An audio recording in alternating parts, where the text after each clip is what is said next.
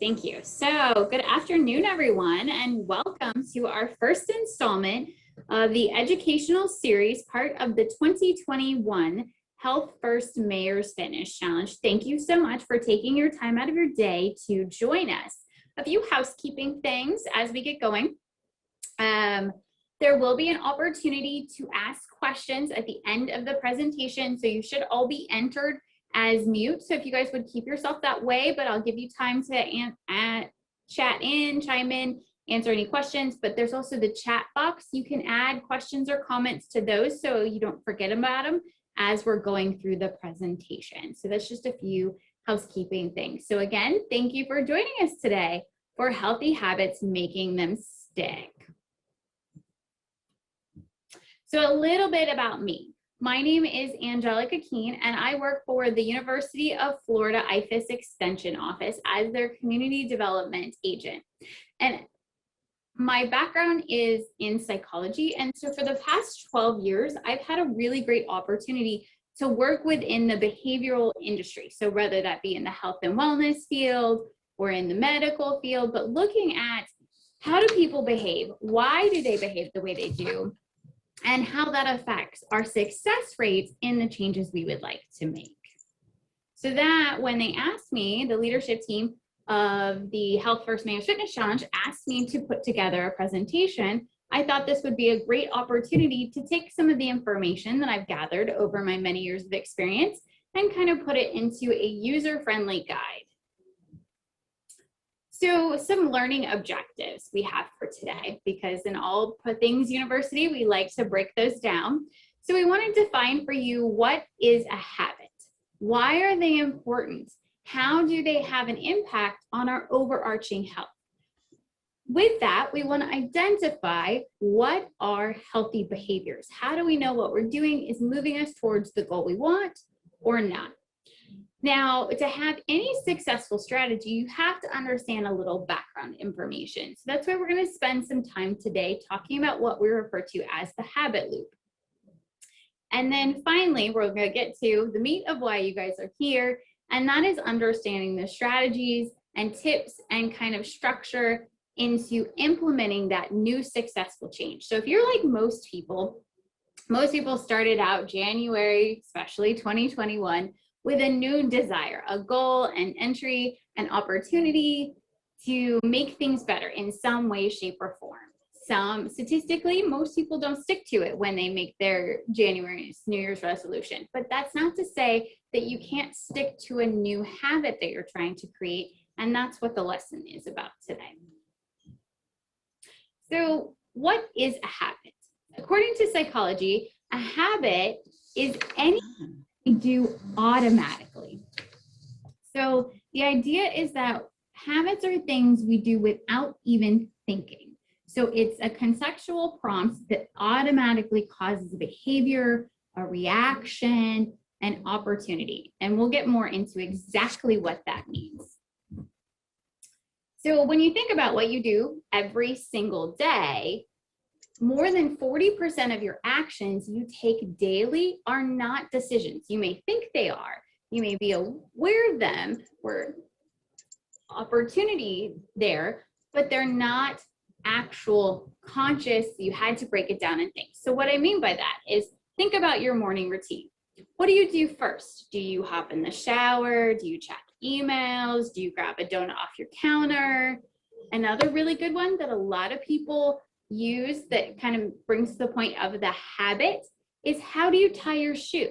Do you tie your left shoe before your right, or your right shoe before your left?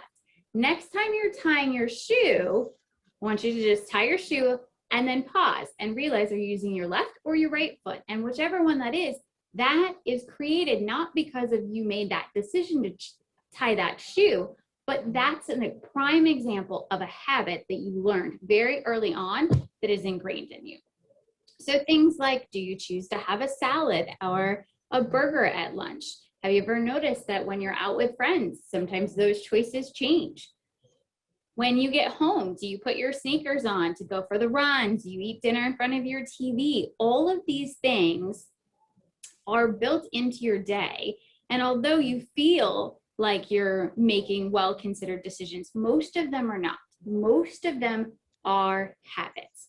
This means our daily habits can either support or hinder our desire for a healthy lifestyle, which is why I feel most people are here to join the Health First Mayor's Fitness Challenge.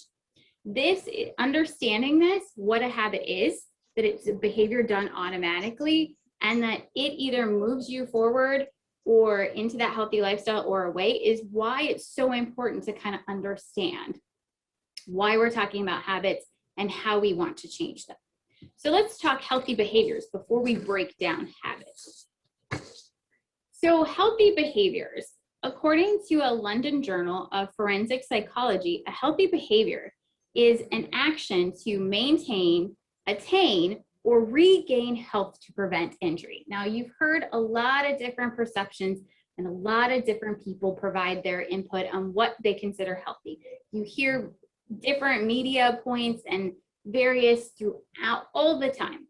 But for today's purposes, we want to define healthy behavior just as I did, that it's an action that either maintains, attains, or regains, meaning that you're either staying the same, you're moving forward, or maybe you had a surgical setback or a health injury or whatever that may be, and you're moving back into the idea of preventing that illness. That's the structure we want to think about. Now, most experts agree that when you think about your overall holistic well-being, there are 5 common pillars, and those are mental health, emotional health, spiritual health, physical health, and social. Now, to learn more specifically about healthy well-being, please join back. We have a presentation on that coming up at the end of March that I will be presenting on and getting more into that. But for today, this visual, I liked this visual and I selected this one because it shows those categories, and I'll explain in just a minute, but it lists behaviors, and behaviors are what we need to make those habits. So when you're thinking in the word of spiritual or self here, that's going to categorize your mental health, your emotional health, or your spiritual health. And that's a lot of, like I said, want to know more about that, join us later. But your physical, I really picked this one because your physical, you have movement, which is the actual exercise we want you guys tracking and doing. Your stillness, how is your sleep? How quickly do you recover? And then your nutrition. What are you eating? How much water? How often are you going to the bathroom? All of those important aspects. And then your final category is the social, and that's that community component. That's the idea behind why we designed the Health First Mayor's Fitness Challenge in the first place. We wanted people to have a sense of community and camaraderie as they developed these opportunities to better themselves and attain that good health and prevent illness. So let's talk a little bit about the habit loop. So we know why we want to look at our behaviors. How do we get our behaviors, things that we consciously choose, into a habit? And there is a lot of support that says it kind of becomes a loop in 3 parts. So you have your cues, which your cues are nothing more than a trigger that tells your brain to work into an automatic mode. These triggers can be internal or external. For example, you know, when you're around your running buddies and they want to go running, it's easier for you to do it, okay? Your routine, the second part of the loop, is the routine, and that's the actual behavior. Could be physical, such as eating a banana, or cognitive, trying to remember things for the test, or emotional. How do you feel about a situation? How did you feel after that presentation or that activity? The third part is the reward. And not surprisingly, the award can also be physical, cognitive, and emotional. So for example, physical, sugar. A reward is a sugar. I know you guys have heard that before, that the body responds to sugar in that positive. Could also be monies, trophies. Example of cognitive rewards could be finding a subject interesting, being fascinated and wanting to learn more. And emotional is that other side, just like we talked about, I feel anxious. A positive is I feel relaxed. So the opposite perspective of that emotional. Now, The idea behind the reward is very important to understand if you try a behavior for the first time, if you ever are going to do it again. So an example I like to share is how many of you guys as a kid were told to eat your vegetables? I'm sure everybody was at some point. So they were asked to eat their vegetables, and depending on whether or not you liked them, you tried them again and again. So for me personally, I remember when I was a kid, my mom would tell me, eat your vegetables. So that was an external cue. My mother was prompting me to do something. The routine was I would then try 2 bites because that was the rule of my house. I had to do 2 bites. I remember specifically this one time I was trying Brussels sprouts. So she cued me, eat your vegetables. The routine was I tried 2 bites. The reward was I hated them. I absolutely hated Brussels sprouts. And I swore I would never eat them again as long as I lived. So for most of my life, I never did, because that's generally what happens. If the reward comes out to be not worth it, we're never going to try that activity again. Brussels sprouts being that example. So fast forward a few years, I got married and realized I had to learn to cook for myself. So I joined a cooking class. And throughout this cooking class, we had tried all these different delicious dishes. And we came to a recipe and they were using a Brussels sprout based salad. And the cue was, of course, the cooking class saying, this is the recipe we're going to make. We're going to make and try this Brussels sprout salad. The routine was, once again, I had to take 2 bites, and I did it this time, even though I knew how much I hated Brussels sprouts, because all the previous recipes had been so good. So I gave it a chance. The reward, what I've learned is, as an adult, I still hate hot, heated Brussels sprouts in any combination. It doesn't matter if you cover them in bacon and cheese. I've tried it all. It's not for me. But what I did realize is that shredded in a salad, I'm perfectly okay with that. So now when I go to things like Publix or different places, I don't avoid the packages that say Brussels sprouts on them because I don't like them. So that, as you can see, that loop determines if I will ever do a behavior again. And this is really important to understand as we continue into thinking, how do we make these different behaviors that we want to do to continue? How do we make them from a behavior, a conscious choice, into a habit, an automatic response? So let's break down. I feel like we've covered reward really well. Let's break down the cue a little bit further. So habit cues, and this is important to understand because this is going to be part of the tips, tricks, and strategies we're going to cover here in a little bit. But your categories for cues can be like a location. So where were you or where are you when that habit is triggered? Time, just like when you wake up in the morning, maybe you always have a cup of yogurt or you always have a cup of coffee. How many of you guys can't feel like you have a functional day without that cup of coffee first thing in the morning? That is one, both a caffeine component, but also that habit because you do it daily. Mood, what do you feel like? And in that example, how many of you guys sit when at night and you're bored and you eat in front of the TV? Okay. You don't even think about it. You get up, you get yourself a snack, and the next thing you know, you finish the entire bag of chips or pretzels or candy or whatever that may be. What are you thinking about when that cue happens? Okay. What are your overall thoughts? Are you tired? Are you not thinking at all? Like, are you aware of that decision or do you feel forced around it? And then think about the people around you. So these are all cues: your location, your time, your mood, your thoughts, your people around you, your immediate preceding actions. So what do you do right before the habit or right after? This all breaks down to help that cycle continue as we just learned. So keeping in mind of that, thinking of another example of going back to that running group. If you're around people that like to run, make healthier food choices, have you ever noticed that you start to make healthier food choices because the cue, the prompt you're picking up from other people is they want to be healthy, and so you're being cued to do that same thing. And then what we want is we want to continue those types of cues, routine, reward, so that it cycles through.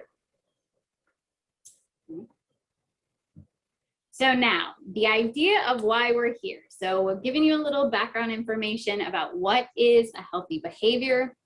We talked a little bit about how the habit loop circles and explains each portion. Now we want to make these behaviors, whatever it is you decide you want to do, into that habit. So how you do that is I've broken it down into 5 simple steps or strategies. So your first is you want to choose what health goal you would like to achieve. And the idea here is, like we talked about in that visual earlier on. Do you want more movement? Do you want better nutrition? Do you want better stillness? The idea of choosing is to pick one. Yes, we want to have healthier overall, but what happens to a lot of people is a lot of people start picking more than one goal at the same time. And then they can't focus on that individual cycle we broke down of cues, routine, and then reward. And that's that repetition we want. So once you decide, so for example, let's say you decide nutrition, okay? Then from there, you want to identify one specific action because nutrition is very broad. So what do you want to do specifically? Do you want to eat more vegetables?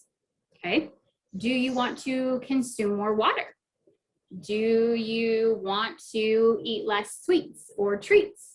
But pick one specific daily action. And the important thing here is it's something that you can do daily, because that is what's going to eventually move from a behavior to a habit. Okay, so the 3 major points here, and when you're identifying and choosing your behavior, is that you're picking something that 1, you can focus on one at a time, 2, that you know it's not a behavior that you already hate. So going back to my story I told about Brussels sprouts, if I had selected, I decided I want to focus on my nutrition, I identified I'm going to eat more fruits and vegetables, and I put Brussels sprouts on the list, and I continued to hate them. We know now I like them cold, but if I didn't, it's not likely that that behavior is going to turn into a habit because I won't be able to do it daily. That sounds torturous, even with me liking the cold Brussels sprouts, to have to eat them every single day. So pick something that you can do. The third point with identifying is to make sure that you truly believe you can accomplish it. So for example, in water intake, a lot of people want to just grab a gallon and drink a gallon of water, but they can't see themselves honestly drinking that much more water or getting up and going to the bathroom that many times.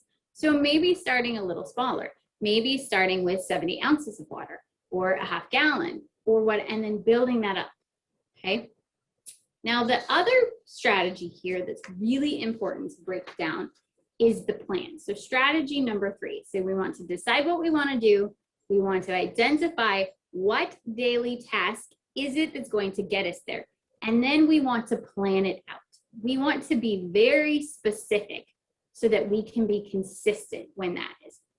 So for example, keeping in that nutrition, I want to eat more fruits or vegetables. Maybe you plan every single breakfast to have a banana, incorporate a banana or an apple, okay? Maybe at lunch, you plan to have at least one vegetable on your plate, okay? You want to be very specific, identifying the time, all those cues we talked about, the time, the location, who's gonna be around you, okay? What mood are you gonna be in? What are your thoughts? You want to really plan that out. So what are you gonna do each day? When are you going to do it? The more specific you can be, the more likely you are to repeat that behavior, and repetition is what turns it from a choice to a habit, okay? So the other aspect to think about here is tracking, and there are a lot of opportunities and suggestions for trackers, but we'll get more into that in the next 3 tips, okay? So again, first 3 tips are decide what you want, identify what it is, and then really be specific on those cues. That location, time, mood, thoughts, who are you going to be around, and what are you going to do right before or after. The next tips is make sure that you're capable of completing that action. Okay, and the idea here is that you want to, a good practice here is to share with, maybe it's a friend or a like-minded individual, about what it is. So the action can be done daily, you know the time, you know the location, and now you have that sense of accountability or urgency or opportunity, and you're not just relying on your willpower. Willpower is great to get you started, but as we all know, willpower is sometimes, it's a muscle, just like anything else. You have to work it, and sometimes it just feels like it doesn't want to work. And if it doesn't want to work, it's a struggle unless you've established that overarching routine. Okay. Tip number 5 is to remember it's a process. So most experts believe that it takes about 10 weeks for a behavior to come automatically. So another way to say that is 70 days. 70 days of consistent, repeated behavior before it becomes automatic. Now, that's not to overwhelm you, saying, whoo, 70 days seems like a long time, because it is a process. So the idea is that breaking it down to 1 week at a time, 1 day at a time, maybe even 1 moment at a time. Remember, we talked about that cue has that individual opportunity, okay, that moment. So if you break it down to just that moment, then it becomes measurable, obtainable, and trackable.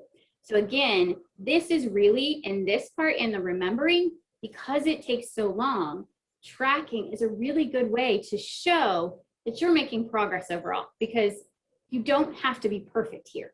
A lot of people think that, oh, I have to be absolutely perfect on whatever I want to do for those full 70 days or 10 weeks to make it a habit. That's not true. Slipping up, missing a day every now and again is not going to derail your chances, as long as the majority of the time you're doing it consistently. And that's where those tracker sheets come in. And there are various free tracker sheets. There are websites, there are apps, there's all sorts of different devices that you can use as the tracker once you identify your other areas. Once you've established that, take note of where you are after your 10 weeks. How do you feel about it? Are you still thinking about it? Or is it more automatic? Are you now just consistent in how much water you drink, or how many fruits and vegetables you eat, or how much you run that day, or whatever it is that you decided, how much sleep you get, or mental acuity, or reading, or whatever that may be that you wanted to do. And if it's where you want, congratulations, you have a new habit, and it's time to go back to the beginning of that process and start again. Or you could say, I'm perfect where I'm at, I just want to maintain. So real quick to remind, those 5 action strategies is: first, decide. Number 2, identify. 3, plan and be specific with that plan. 4, complete it. And 5, remember that it's a process. Okay? Understanding these will really guide you. So many of life's failures are people who did not realize how close they were to success when they gave up. Thomas Edison. And I chose this quote very specifically because this happens a lot in that habit behavior. They're so close, they haven't seen any progress in a while, and so they give up right before they get to where they want to go. And we don't want you to do that. We want you to use these tips, tricks, and strategies that we talked about today, and understanding the science behind, so that you can really progress whatever behavior you want to, or whatever opportunity you want to turn into that new future habit. Okay, so at this point, we have about 5 minutes left of the presentation. This is my contact information. So if you would like, you can unmute yourself and ask any questions, and I'm happy to answer. But you also can email me if you don't feel comfortable and asking these questions out in public, or there's also my phone number. So like I said, if you want to know more or you have a specific opportunity, that's for you, but I'll open it up to any questions.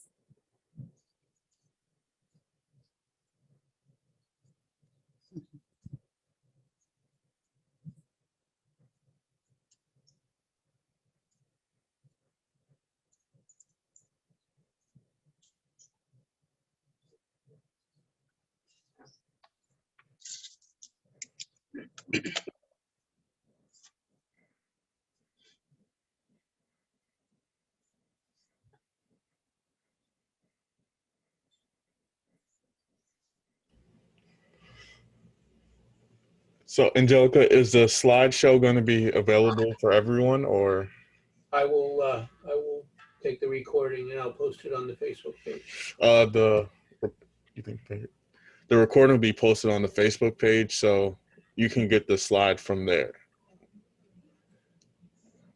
All right, no problem.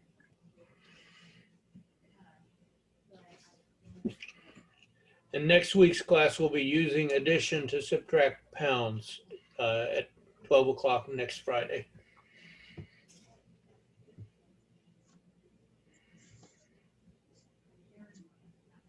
Thank you very much for having these presentations. Very informative and very useful. Thank you very much, Mayor's Challenge. Yes, well, thank you for joining us. Back up the chat. So not hearing any more very specific questions to this presentation, I am going to go ahead and give you back 2 minutes of your day. I hope you use those to start thinking about this information and how you want to move those positive maintain or obtain those positive behaviors in that direction. So thank you for joining me. Again, my name is Angelica Keene. Here is my contact information. I hope that you guys all have a fantastic day.